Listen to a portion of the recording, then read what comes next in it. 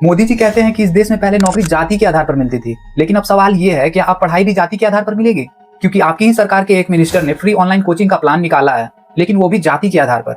आपको याद होगा यूजीसी के एक डिसीजन पर काफी विरोध हुआ था, और अब देखिए मोदी सरकार का नेक्स्ट मास्टर स्ट्रोक। एक मिनिस्ट्री है, ministry of social justice and empowerment. मैं इसी मिनिस्ट्री का प्रेस रिलीज पढ़ रहा हूँ जो 3 फरवरी को जारी हुआ है। इसमें लिखा है कि 5000 बच्चों को कॉम्पिटिटिव एग्जाम्स के लिए तैयार किया जाएगा और उनको फ्री ऑनलाइन कोचिंग दी जाएगी। इसके लिए फिजिक्स वाला के साथ एमओयू साइन किया गया है।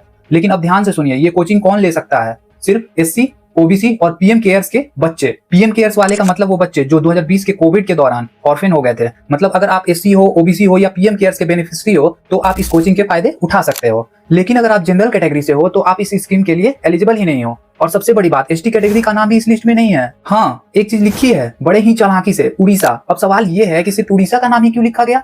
जब मैंने थोड़ा रिसर्च किया तो पता चला कि एसटी कम्युनिटी सिर्फ उड़ीसा में ही नहीं रहती, मध्य प्रदेश जैसे स्टेट्स में भी एसटी पॉपुलेशन सबसे ज्यादा है। लेकिन ये भी सच है कि देश के लगभग 22% एसटी पॉपुलेशन उड़ीसा में रहती है।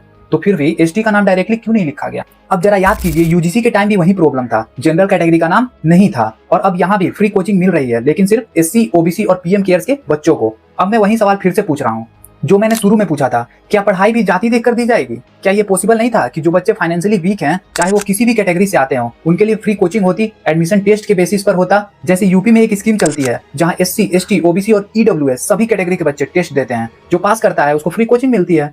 तो क्या यहाँ ऐसी स्कीम नहीं हो सकती थी? इस मिनिस्ट्री के मिनिस्टर हैं रामदास अठावले जी, जो अक्सर लोकसभा में सामाजिक न्याय की बात करते हैं। मोदी जी बात करते हैं सोशल यूनिटी, डाइवर्सिटी, सबका साथ सबका विकास। लेकिन अगर कोई बच्चा जनरल कैटेगरी से है और फाइनेंशियली वीक है तो क्या उनका फ्री एजुकेशन पर अधिकार नहीं बनता? यूपी में होगा तो स्कीम का फायदा मिल जाएगा, लेकिन अगर कोई दूसरे राज्य में है और सेंटर की स्कीम ऐसी हो तो वो बच्चा क्या करे?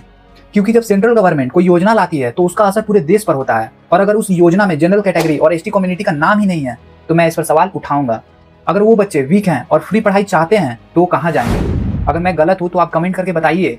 हो सकता है मैंने कहीं गलत पढ़ लिया हो, लेकिन जितना मैंने पढ़ा है, जितना मैंने रिसर्च करा है, उस हिसाब से तो भाई यहाँ भी पढ़ाई जाति के आधार पर ही दी जा रही है।